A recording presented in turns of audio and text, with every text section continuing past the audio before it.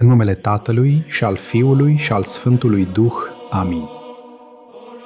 Frați și surori întru Hristos, sănătatea trupului și pacea sufletului sunt daruri fără preț, pe care adesea le luăm ca firești, până în clipa în care le pierdem.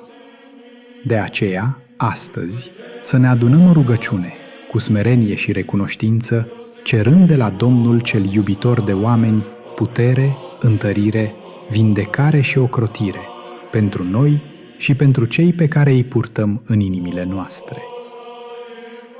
Doamne Dumnezeule, Cel ce ești izvorul vieții și al nemuririi, plec genunchii inimii mele înaintea Ta și îți aduc mulțumire pentru fiecare clipă de viață pe care mi-ai dăruit-o. Știu că tot ceea ce am, sănătatea mea, puterea de a merge, de a lucra, de a gândi și de a iubi, toate vin de la Tine și sunt păzite prin harul Tău. Dar, Doamne, cunosc și slăbiciunile mele, cunosc fragilitatea firii omenești. Trupul meu se obosește, mintea mea se tulbură, iar sufletul se împovărează de griji.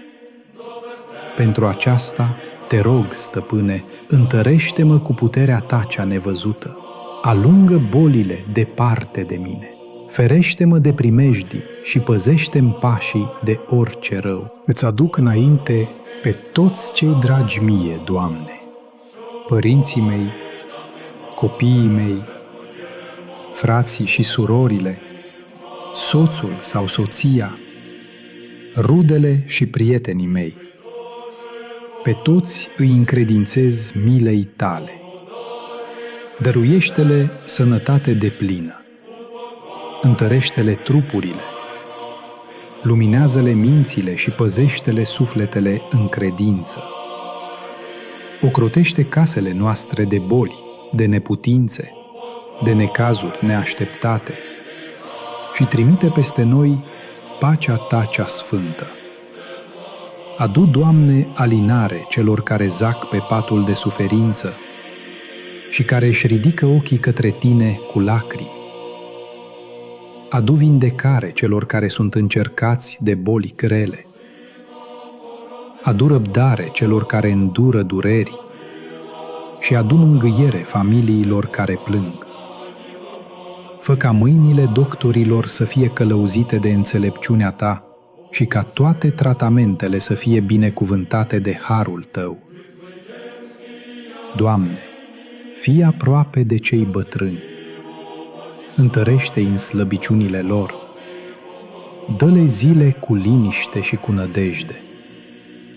Fii sprijin celor tineri, păzește-i de ispitele care le slăbesc trupul și le rătăcesc sufletul. Fii alături de copiii nevinovați, care au nevoie de dragoste, de grijă și de ocrotirea Ta neîncetată. Nu mă lăsa, Doamne, să caut sănătatea doar în leacuri și în puterile mele, ci ajută-mă să înțeleg că adevărata vindecare vine de la Tine. Dă-mi înțelepciune să am grijă de trupul meu ca de un templu al Duhului Sfânt, dar și râvnă să nu uit niciodată de hrana sufletului, care este rugăciunea, iertarea și iubirea. Îți mulțumesc, Doamne, pentru zilele în care m-am bucurat de sănătate, dar și pentru clipele de boală, căci prin ele m-ai învățat smerenia, răbdarea și apropierea de Tine. Îți mulțumesc pentru că nu m-ai lăsat singur nici în ceasurile cele mai grele și pentru că mi-ai trimis oameni prin care mi-ai arătat iubirea Ta. Ajută-mă, Doamne, ca în loc de cârtire să aduc mulțumire, în loc de frică să am nădejde și în loc de slăbiciune să caut puterea Ta. Dă-mi pacea inimii și bucuria de a trăi fiecare zi ca pe un dar din mâna Ta. Doamne al milei și al iubirii, în Tine îmi pun viața mea și viața celor dragi. Tu ești doctorul sufletelor și al trupurilor noastre. Tu ești păzitorul vieții noastre și dătătorul bucuriei.